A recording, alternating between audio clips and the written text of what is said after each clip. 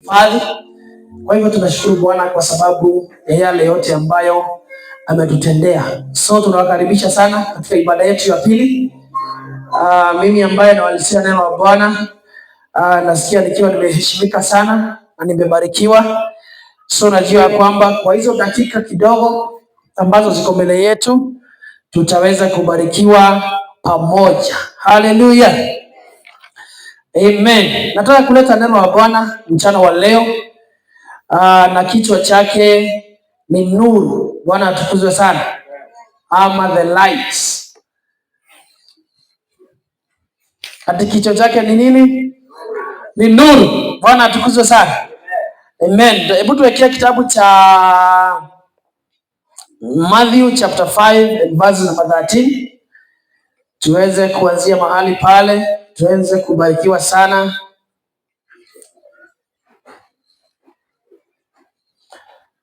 Kitabu cha Matthew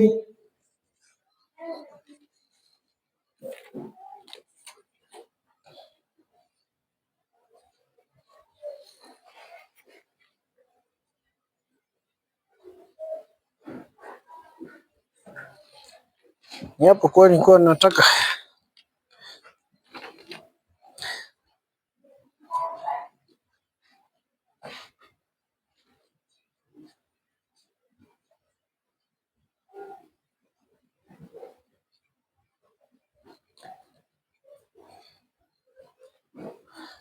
hebu tuwekee Efeso 5:8.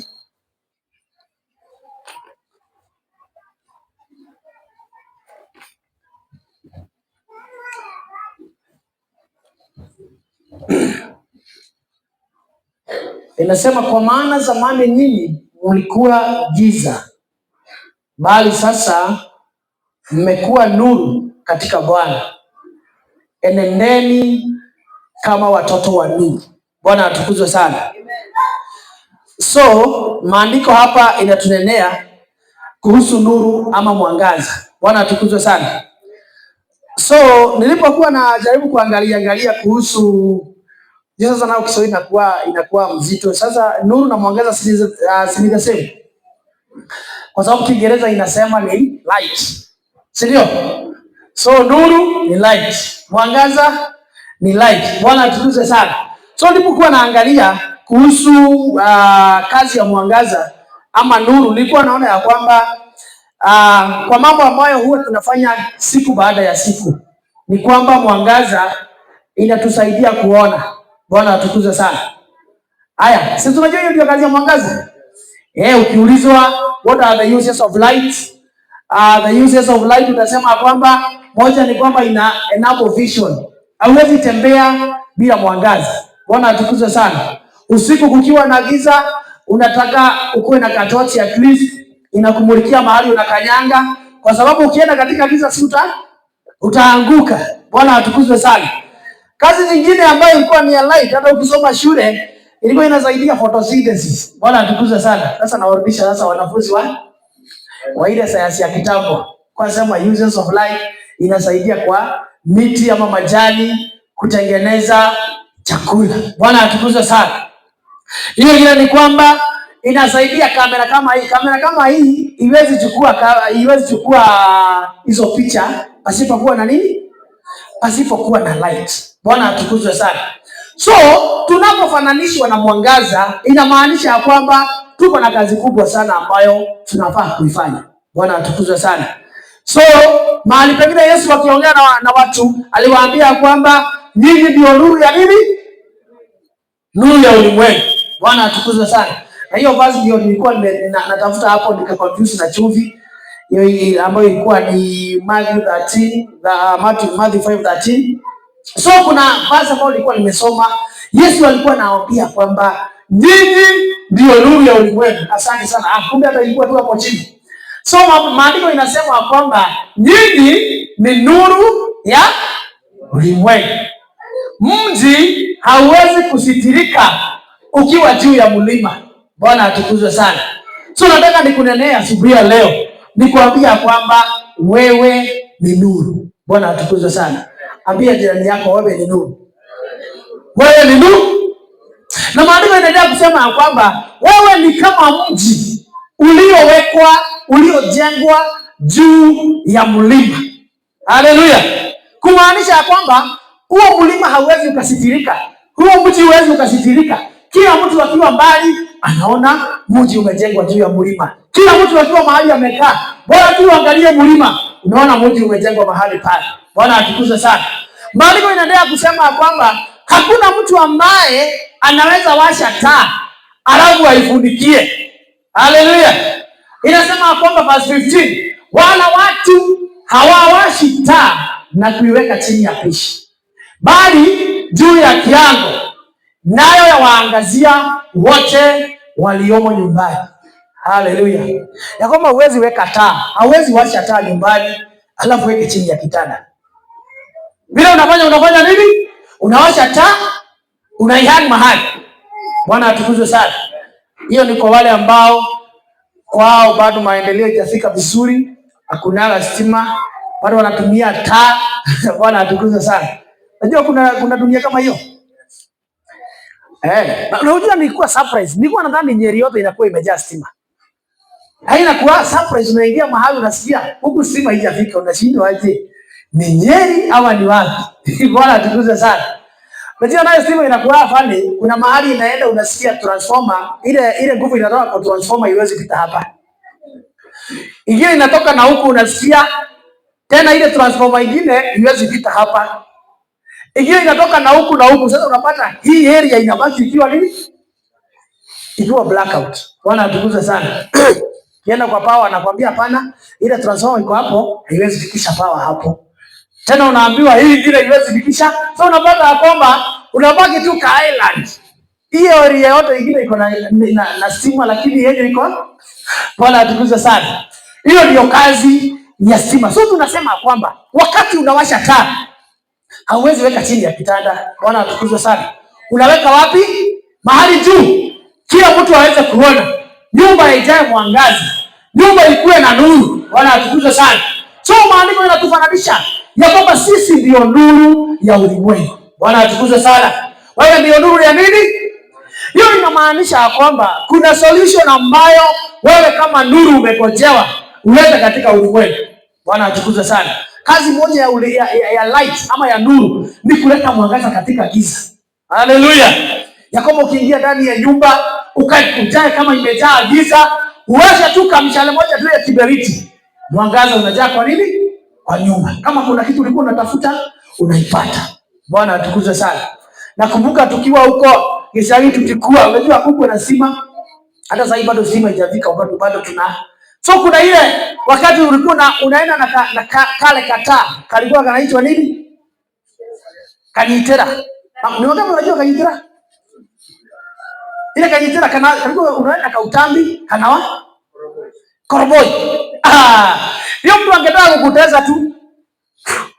Anakamata tu hivyo, nyumba inajaa nini? Unajua wengine hawajui koroboi bwana. Kuna watu wamelelewa vizuri. Kuna watu wamelelewa na hiyo koroboi. Na kalikuwa kanafanya nguo zinuke moshi. Si ndio? Ukikaweka bedroom sana.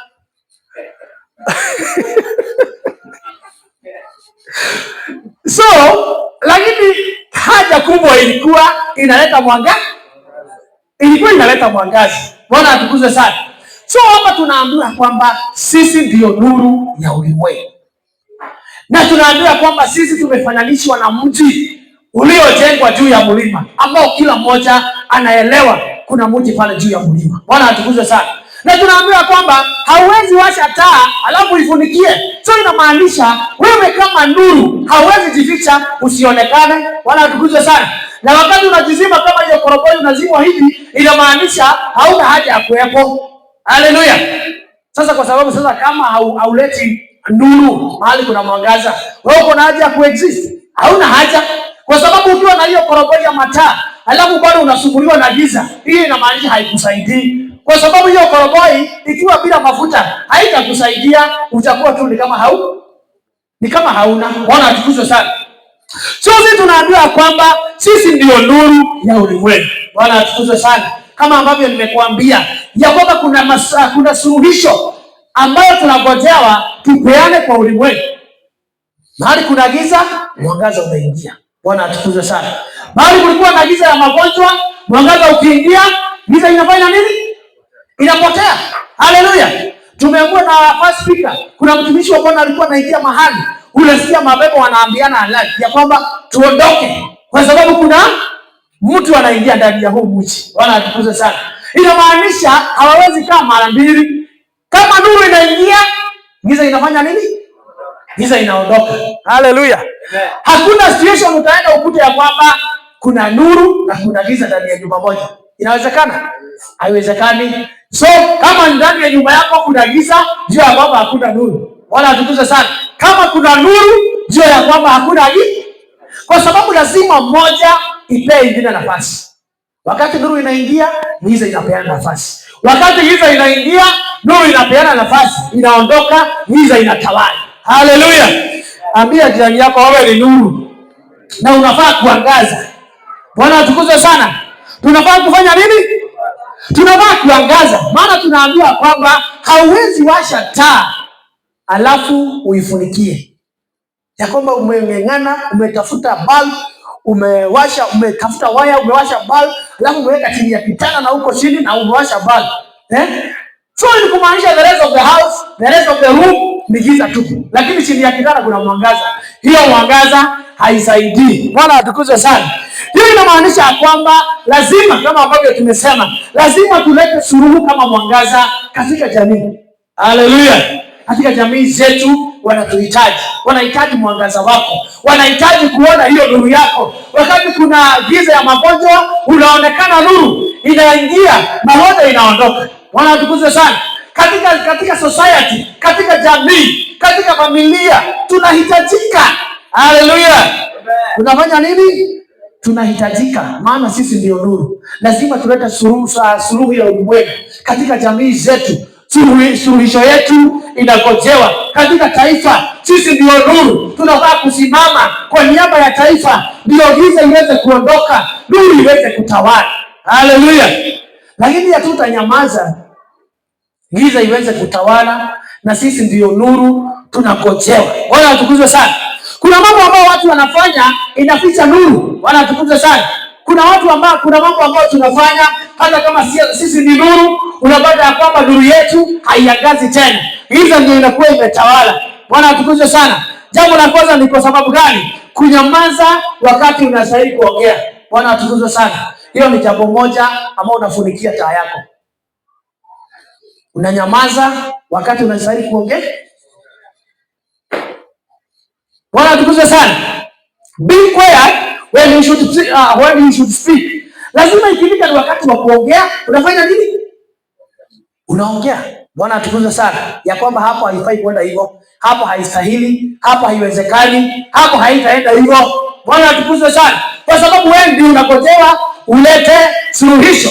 Bwana atukuzwe sana. Kuna wakati ukiingia kwa gari unapataga bana ya ama stika ya NTSA inasema ya kwamba usinyamaze. Nasema kwamba zusha. Nasema piga kelele. Yaani wakati unaona dereva haendeshi hiyo gari vizuri, usinyamaze. Bwana atukuzwe sana. Na sasa hiyo wewe hujui kuendesha, hata dereva kikasika kuambia shika hiyo steering basi uendeshe, utaweza kuendesha? Hautaweza. Lakini wanakuambia haufai kunyamaza ukume ukiona. Lazima uongee mahali unastahili kuongea. Bwana atukuzwe sana. Hivyo nasi wapendwa wa Bwana, ndio maana tunaambiwa kwamba tusikubali kunyamaza. Haleluya. Usikubali kufanya nini? Usikubali kunyamazishwa na sauti za kila aina. Usinyamazishwe. Maandiko inatuambia kwamba kuna huyu jamaa alikuwa kipofu, alikataa kunyamazishwa. Bwana atukuzwe sana. Alikuwa anaitwa nani? Alikuwa anaitwa Bartimayo. Maandiko inasema alikuwa amekaa karibu na barabara. Halafu wao Sunday, maana hakuwa anaona, akasikia Yesu mwana wa Mungu anapita. Na aliposikia tu hivyo, maandiko inasema kwamba akapasa sauti, akasema unirehemu, Bwana wa Daudi, unirehemu. Haleluya. Sasa kuna wale watu walikuwa karibu nao, wakamwambia sasa wewe unatuaibisha. Yesu anapita na unapiga kelele. Wewe nyamaza. Wewe nyamaza kwanza apite. Lakini akasema hapana, sitanyamaza. Haleluya. Maandiko yanasema kwamba na wengi wakamkemea ili anyamaze. Nyamaza wewe. Unatuaibisha, unaleta aibu na Yesu anapita. Bwana atukuzwe sana. Na kumbe jamaa hapa anaona opportunity. Anaona sasa nisipoongea sitasaidika. Haleluya. So akasema kwamba wakamwambia, lakini akazidi kupaza sauti, Mwana wa Daudi, unirehemu. Wakamwambia namna gani? Hiyo basi ingine inasema kwamba Yesu akasimama akasema, mwiteni. Haleluya. Wakamuita yule kipofu akamwambia, jipe moyo, inuka, anakuita. Haleluya. The same people wale walikuwa wanamwambia nyamaza, wamekuja kumwambia nini? Jipe moyo ndugu, anakuita, anakuambia ukuje. Bwana atukuzwe sana. Na imagine kama Bartimayo angenyamaza, si angepitwa hivyo tu. So na sisi kama mwangaza, hatutaki kufunikia mwangaza wetu, tunataka nuru yetu izidi kuonekana, izidi kuangaa, izidi kuendelea kuonekana. Lazima tuongee wakati inapostahili. Bwana atukuzwe sana. Lazima uongee ukiwa umeokoka na uko katikati ya watu wajaokoka. Ukiona mambo haendi penye inafaa kwenda, ongea. Waambie hapana, haiwezi enda hivyo, haiendaji hivyo. Bwana atukuzwe sana. Shida ni kwamba Wakristo wengi tu wananyamaza, mambo inaharibika tu akiwa mahali tu hapo. Tulizo ninasema hapana, mimi niona tu nikiwaambia nitawakwaza. Nikiwaambia watasema ninajifanya. Nikiwaambia watasema sijui nini. Bwana atukuzwe sana. Hii inamaanisha kwamba taa yako umeifunikia, haionekani mwangaza, haimuliki. Bwana atukuzwe sana. Lazima taa inamulika. Ukiona mambo ya marafiki zako wanakuambia tupita hii, na unajua hiyo sio njia, waambie hapana, mimi siendani huko. Haleluya. Simama, zusha kama watu wa NDSA, piga kelele, waambie hapana, haiwezekani hivyo. Bwana atukuzwe sana. Usikuwe tu Mkristo ambaye anapelekwa tu hivyo.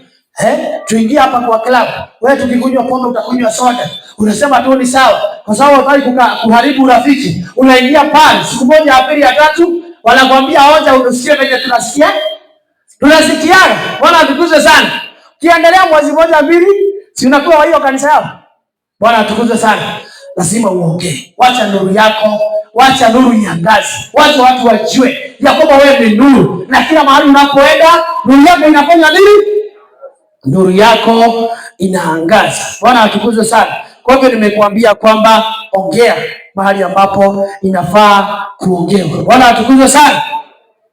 Amen. Jambo lingine ambalo inakufanya taa yako inyamazishwe ama mwangaza wako usionekane ni kwenda katika kikundi. Bwana atukuzwe sana. Giving along with the crowd. Ya kwamba hautaki, yani sasa unafuata tu umati kwa sababu umati unafanya nini? Wanaenda kutenda dhambi, uko ndani yao tu unawafuata. Wewe hautendi dhambi, lakini uko katikati yao. Brother, wewe ni nuru. Bwana atukuzwe sana. Wewe ni mwangaza. Wacha nuru yako ionekane. Wacha wajue ya kwamba uko mahali pale na unakuwa umeokoka. Wacha nuru yako ionekane ikiangaa. Bwana atukuzwe sana. Usingoje tu umati kwa sababu umati unaenda. Hapana, kuwa na principle ya kwamba mimi sifanyagi hivi na iko hivyo. Si ndio? Iko hivyo. Sifanyagi hivyo. Aidha wakupende ama wakuchukie, wamejua already haupendagi hivi. Haupendagi hivyo. Sasa unapata Wakristo wengine anataka tu kukaa katika hiyo kikundi. Bwana atukuzwe sana. So unajua kitambo ukiwa shule ulikuwa na kama ni swali imekuja alafu umejibu. Ndio nachungulia mwenzako tu hivyo, unaona vile umejibu siva amejibu. Lakini mko watu 30. Alafu mnaulizana namba 27 ni nini? Unasikia kama watu 25 wameandika answer the same. Na pengine wako wrong. Sasa nyinyi watano mnakaa mnaulizana watu 25 hawezi anguka na watu 5. Pata kwamba unabadilisha hiyo answer, unafuta unaandika ya wengine. Then mkienda kubatua mnakuta jiji wake mko wrong. Bwana atukuzwe sana. So wewe ulikuwa unajua answer lakini haukujiamini. Uliangalia watu ukasema hapana, hawa watu wote hawezi wakaanguka. Wanaweza wakaanguka. Bwana atukuzwe sana. Hiyo ni maana tunaambiwa kwamba ndio mwangaza wako uweze kuangaa. lazima uamue kwenda peke yako. Lazima uamue kusimama na ukweli. Lazima uamue kusimama na ukweli mahali ukweli iko. Haleluya.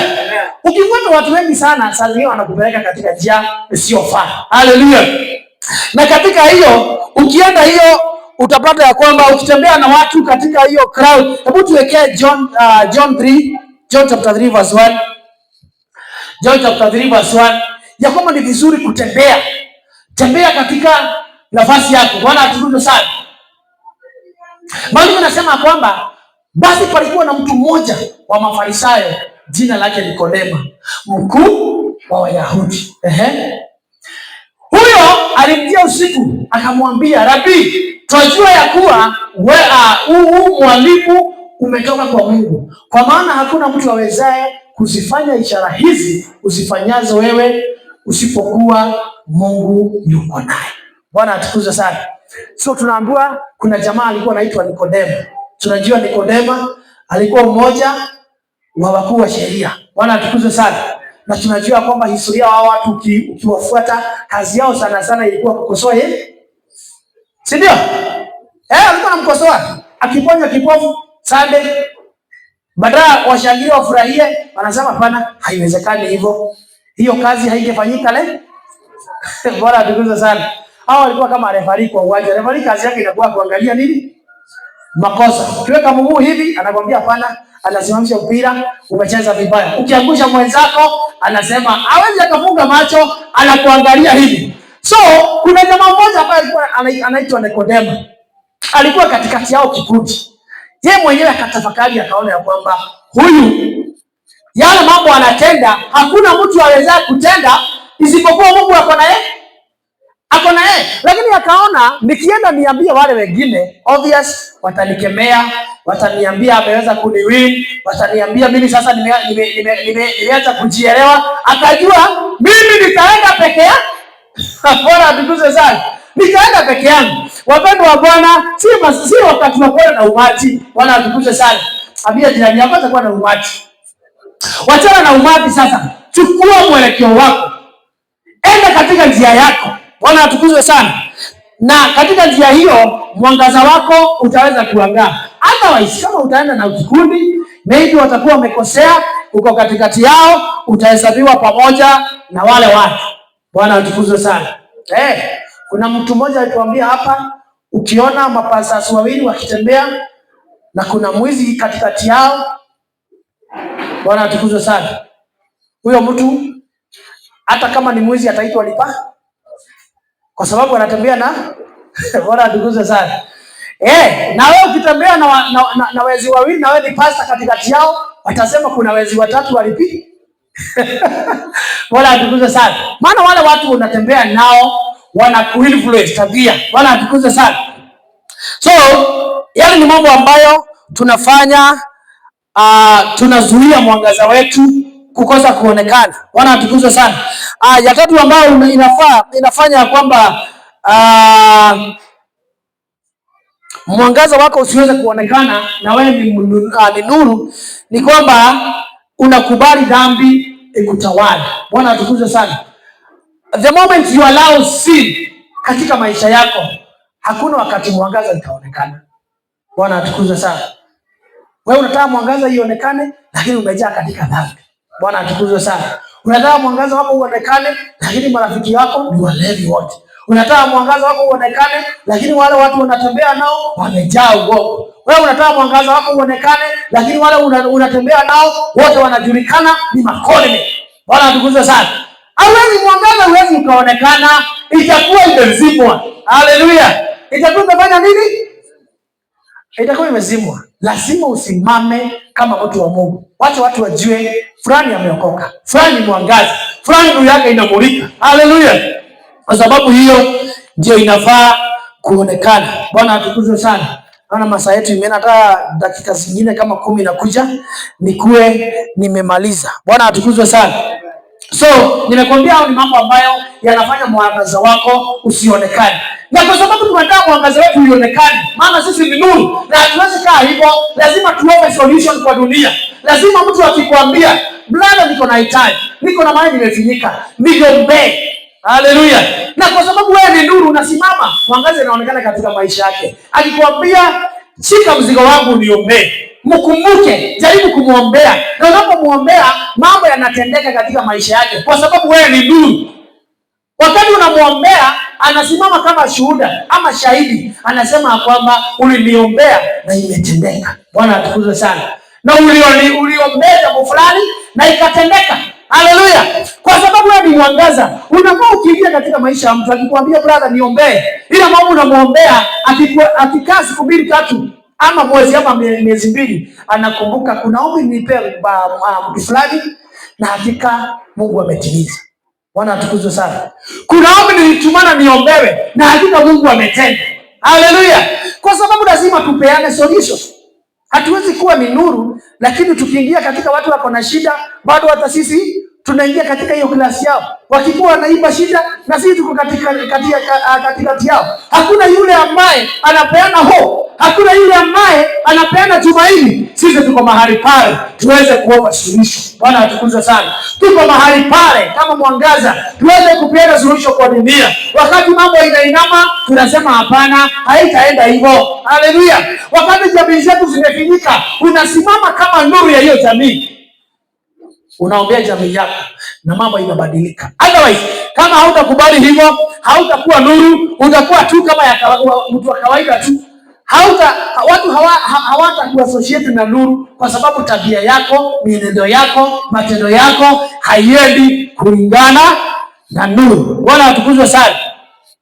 So, kama sisi ni nuru, jambo la kwanza nimesema kwamba point number 1, lazima tupeane suluhisho katika jamii yetu. Bwana atukuzwe sana. Wewe lazima upeane suluhisho. Lazima uwe na solution. Watu wanakuhitaji, lazima uwape suluhisho. Wanakuja kwa advice, lazima uwe na suluhisho. Unaambia Bwana nisaidie. Ninapoongea na huyu jamaa, nimpatie hope, nimpatie matumaini. Haleluya. Kwa sababu sisi lazima tukue na solution. Otherwise, kama hatuna solution, sisi hatutakuwa na haja ama kuitwa nuru. Bwana atukuzwe sana. Bwana atukuzwe sana. Point ya pili ni kwamba we must drive away darkness. Kama nimesema ambavyo sisi ni light, na tukiingia ndani ya nyumba lazima giza iondoke. Otherwise, kama tutakaa pamoja na giza, haina haja yetu kuexist. Hallelujah.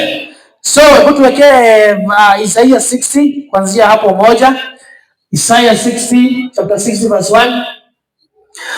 Lazima tufukuze giza. Lazima mwangaza ionekane katika maisha yetu. Maana inasema kwamba ondoka uangaze, kwa kuwa nuru yako imekuja na utukufu wa Bwana umekuzukia. Verse 2.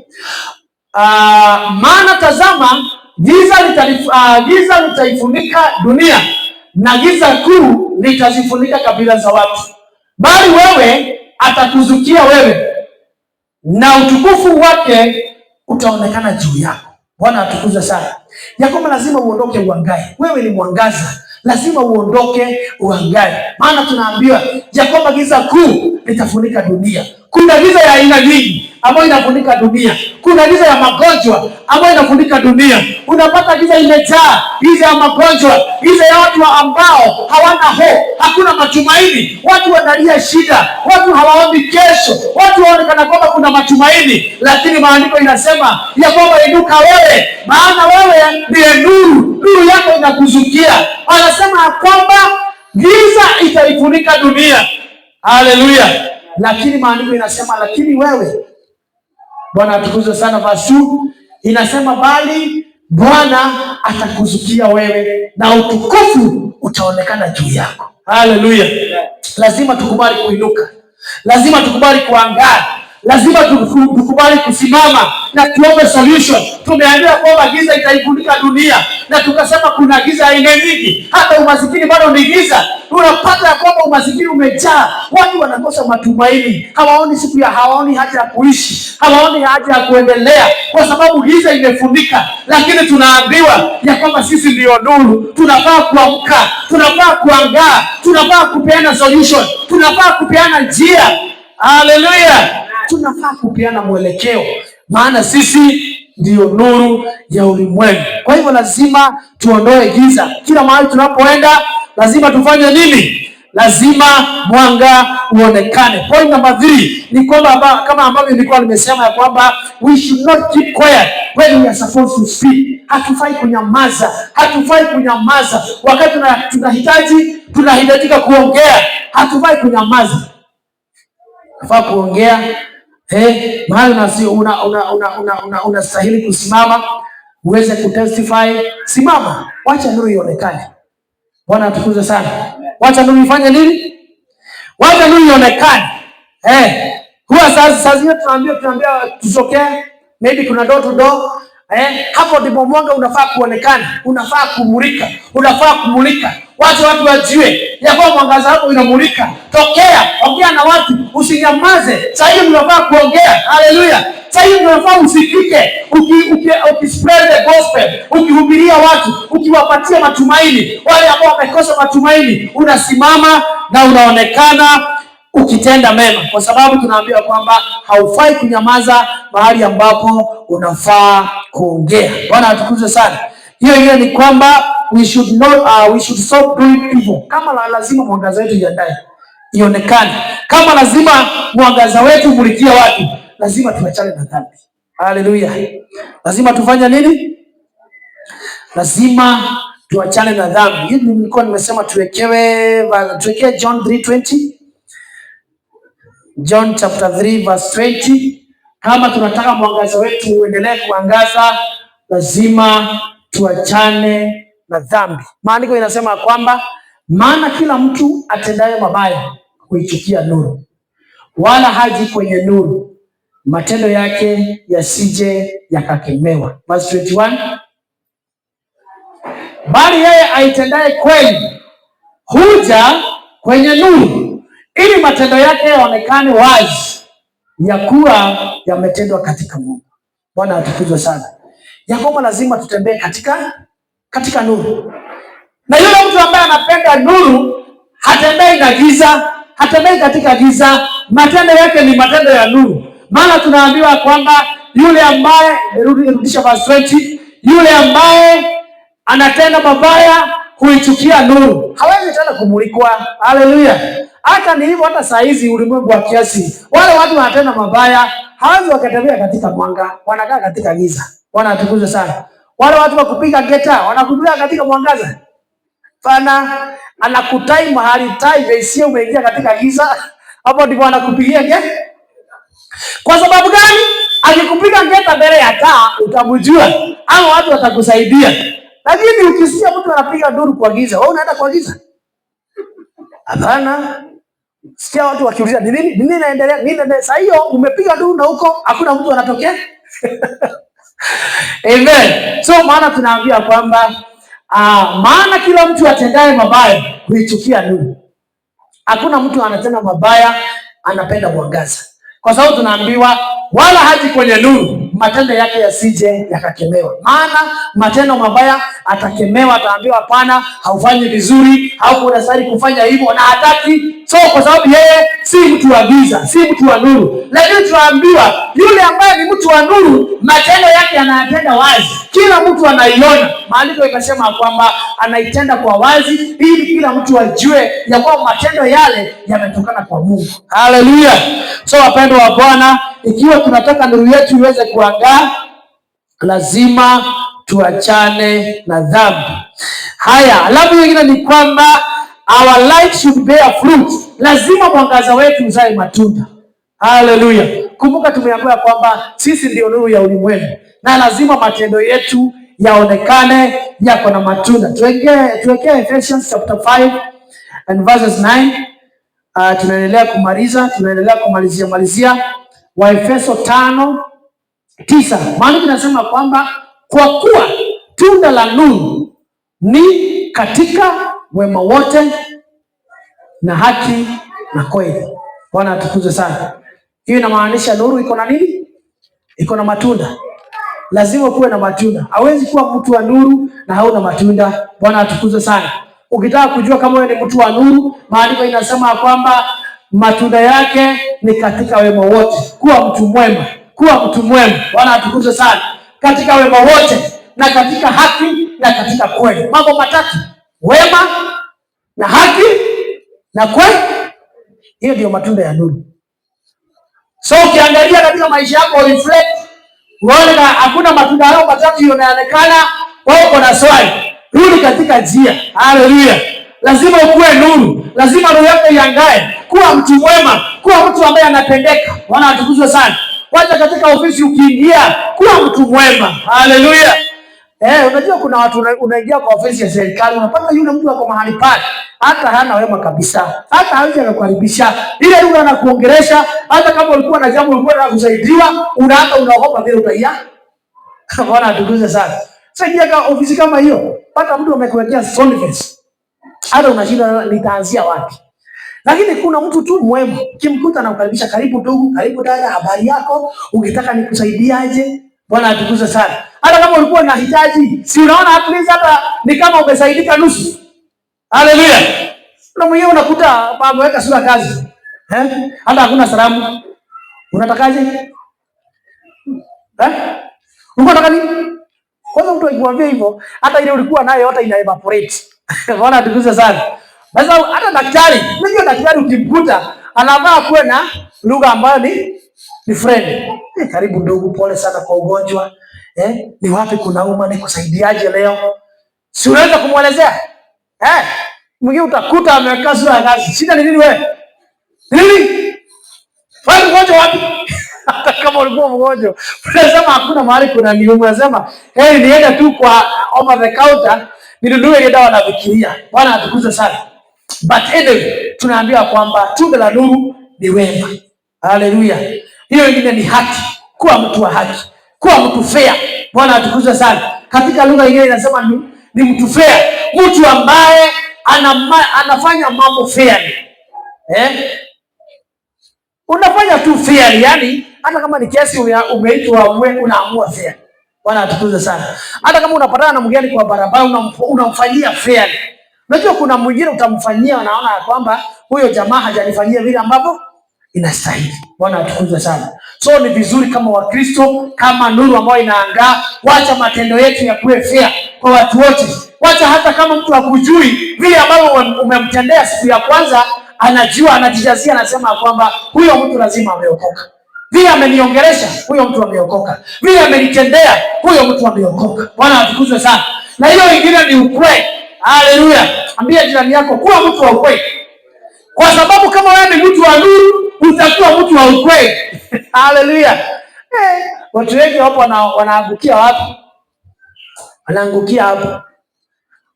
Pata watu wengi wanaweza penda kuwa nuru sana, lakini uongo inafanya nini? Uongo ndio inazidi. Uongo ndio inatawala sana. Yaani mtu hawezi kuambia maneno matatu bila kuweka uongo ndani. Bwana atukuzwe sana. Lazima tujifanye kuwa watu wa ukweli. Lazima tujifunze kuwa watu wa ukweli. Achana na uongo. Ongea mambo ya moyo wako. Wacha hata ile maneno unasema leo, unaweza rudia kesho. Haleluya. Unajua kuna mwingine anakupea story leo na hata kesho ile story anakupatia, unasikia 50% imebadilika. Bwana atukuzwe sana. Imefanya nini? Imebadilika. Hiyo inamaanisha kwamba huyo mtu hawezi kumtrust tena. Bwana atukuzwe sana. Lakini yule anaongea ukweli, hata akipatia story yake mara 20, utasikia tu inafanya nini? Ina flow. Bwana atukuzwe sana. Na ndio maana unasikia hata ukistakiwa mahali, ile statement ama ukienda kumshtaki mtu mahali, ile statement unalika kwa polisi, inafaa kuwa hivyo. Hata kama kesi itaenda miaka 5, inafaa kuwa nini? Hivyo. Yaani siku ile kile kitu uliambia judge siku ya kwanza, ama ile ulirekodi pale kwa OB, inafaa kutiririka hivyo mpaka wakati kesi itaisha. Bwana atukuzwe sana. Lakini ukienda kesho leo useme hivyo kwa OB, tena ukifika kwa judge ubadilishe kidogo, tena ukikaa ubadilishe, hata finally utakuwa unaambiwa kwamba hiyo kesi yako imekosa, hiyo ushahidi haijatosha. Bwana atukuzwe sana. Kwa sababu gani? Inaonekana kuna uongo ndani yake. Haujaongea ukweli. Lakini yule mtu anaongea ukweli, anasema hivi the first day. Anaenda hata kama ni after 5 years, atakwambia tu the same kwa sababu ilikuwa ni ukweli. Bwana atukuzwe sana. Na hiyo ndio matunda ya nuru. Bwana atukuzwe sana. Ambia jirani yako kuwa mtu wa ukweli. Kuwa mtu wa ukweli. Ongea ukweli. Wacha uongo mingi. Bwana atukuzwe sana. Usikuwe Mkristo ambaye ni muongo, Mkristo ambaye amejaa na uongo ndani yake. Wacha kuwa mtu ambaye anaweza kuwa trusted, ya kwamba tukikuaminia hivyo tunajua utafanya, hautakuja na uongo yako. Bwana atukuzwe sana. Amen. So point ya mwisho ni kwamba we should show love. Bwana atukuzwe sana. Kama sisi ni watu wa nuru, lazima tuonyeshane upendo. Kama nuru yetu tunataka iangae, lazima tuonyeshane upendo. Unajua upendo ni kitu moja ambaye inafunua kile kitu kiko ndani ya moyo wa mtu. Bwana atukuzwe sana. Amen. Tuwekee 1 John, tufunge nayo 1 John chapter 2. 1 John chapter 2 verse 9 to 10. Inasema, yeye asemaye kwamba yumo nuruni, ikiwa unasema kwamba unatembea katika nuru, katika mwangaza, maandiko inasema kwamba naye amchukia ndugu yake yumo gizani hata sasa. Bwana atukuzwe sana. Yakobo unasema wewe uko katika nuru, lakini ile chuki iko ndani yako imejaa. Wewe bado uko katika nini? Wewe uko katika giza. Ni vile tu unasema uko katika nuru, lakini ukweli ni kwamba uko katika giza. Maandiko inasema yeye asemaye kwamba yumo nuruni, naye amchukia ndugu yake, huyo yumo gizani hata sasa. Haleluya! Hapo gizani hata sasa. Wapendwa wa Bwana, lazima tujifunze kupenda. Haleluya! Jifunze kufanya nini? Jifunze kupenda watu. Wacha kuweka chuki. Wacha kuweka chuki ya miaka 2, miaka 3, miaka 10. Haleluya! Najipata kwamba uko na answers, kwa sababu ile chuki umeweka imejaa, imekolea ndani ya moyo. Unapata kwamba hauna amani. Unapata kwamba ni depression tu, kwa sababu saa zote ukikaa unafikiria fulani alinitendea. Ukikaa tena huyo fulani mwingine alikutendea. Ukikaa tena huyo fulani watatu alikutendea. Yaani unaishi katika kubeba. Moyo wako hauna amani. Moyo wako umebeba watu. Bwana atukuzwe sana. Ukikutana na jirani yako hata utaki mkaribiane, karibu upite ile njia nyingine, unabadilisha route kwa sababu utaki mkaribiane, na unasema wewe uko katika nuru. Na nataka nikwambie bado uko katika giza hata sasa. Soma hiyo verse, inakwambia yeye asemaye kwamba yuko nuruni, naye amchukia ndugu yake, yuko gizani hata sasa. Imagine hata saa hii kama kuna mtu umebeba bado uko gizani. Hebu uliza jirani yako amebeba nani? Muulize umebeba nani? Kuna mtu unaweza badilisha njia saa hii kwa sababu kuna mtu alikukosea miaka 10 ilipita. Unaweza kosa kusalimia mtu kwa sababu alikukosea. Ikiwa unaweza kosa kusalimia mtu, ikiwa hamuongei, kuna mtu hamuongeani na yeye, jua ya kwamba hata sasa uko katika nini? Uko katika giza. Bwana atukuzwe sana. Wapendwa wa Bwana, ni vizuri kuwa nuru. Haleluya! Na nuru itaonekana katika matendo yetu. Nuru tutaonyeshana katika kuongea kwetu, katika kuenenda kwetu. Hiyo ndio nuru yetu itapatikana. Katika upendo wa watu, wale watu ambao wanakufanya adui wafanye marafiki. Bwana atukuzwe sana. Usionekane kwamba unalipisha mabaya kwa mabaya. Wacha watu waone ile nuru ambayo iko ndani yetu, katika matendo yetu, katika kuenenda kwetu, katika kuongea kwetu. Wacha nuru yetu iweze kuonekana. Maana tumeambiwa sisi ni kama mji uliojengwa juu ya mlima. Haleluya! Ya kwamba kila mmoja akiangalia anaona mwangaza wetu, anaona tunamulika. Bwana atukuzwe sana. So hiyo ndio mambo ambayo tulikuwa nayo mchana wa leo. Ni vizuri sasa uangalia moyo wako, uone ya kwamba katika mambo hayo yote ni mangapi ambayo sijaweza kufanya ndio nuru yangu iweze kuangaa vizuri. Bwana atukuzwe sana. Ningependa uinamishe uso wako mahali huko, mwambie Bwana akusaidie, maana tumeambiwa kwamba sisi ni nuru sisi ndio nuru ya ulimwengu. Lazima tuangae, lazima tumulikie watu, na tunaambiwa hauwezi washa taa halafu ukaifunikia. Lazima uweke mahali ambapo inaonekana. Mwambie Bwana akusaidie nuru yako iweze kuangaa, nuru yako iweze kuonekana. Mwambie Bwana akusaidie uweze kuofa solution kwa watu, maana wanahitaji mwangaza wako. Giza imejaa dunia. Maandiko imesema ya kwamba giza itafunika dunia. Tunaomba ya kwamba siku ya leo wacha mwangaza wetu ukaonekana. Tumeambiwa kwamba mahali giza iko hakuna mwangaza, mahali mwangaza huko hakuna giza. Sisi ni mwangaza. Tukiingia mahali kuna giza, giza inaondoka. Giza ya magonjwa haitakaa mahali tuko, giza ya chuki haitakaa mahali tuko, giza ya masengenyo haitakaa mahali tuko, maana sisi ni mwangaza. Pia Bwana akusaidie ya kwamba mwangaza wako uweze kumulika katika jina la Yesu.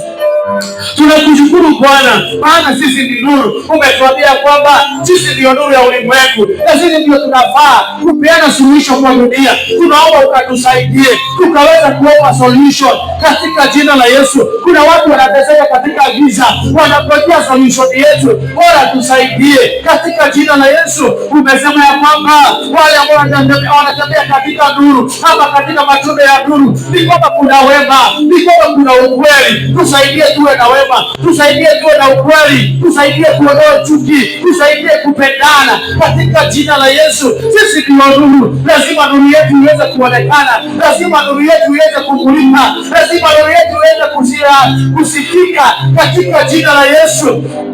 Giza za magonjwa hazitatukaribia, giza ya chuki haitatukaribia, giza ya ufisadi haitatukaribia, kwa sababu sisi ni nuru. Kila mahali tukiingia tunawasha taa, kila mahali tukiingia tunapeana solution, kila mahali tukiingia tunapeana matumaini. Kuna watu wengi wamekaa katika mambo ambayo haiwapea matumaini, wamekufa moyo, hawaoni haja ya kuishi, hawaoni haja ya kuendelea, lakini sisi ndio nuru. Tutawamulikia, tutawapatia matumaini, tutawapatia hope katika jina la Yesu. Pokea sifa na utukufu Bwana, maana utatusaidia.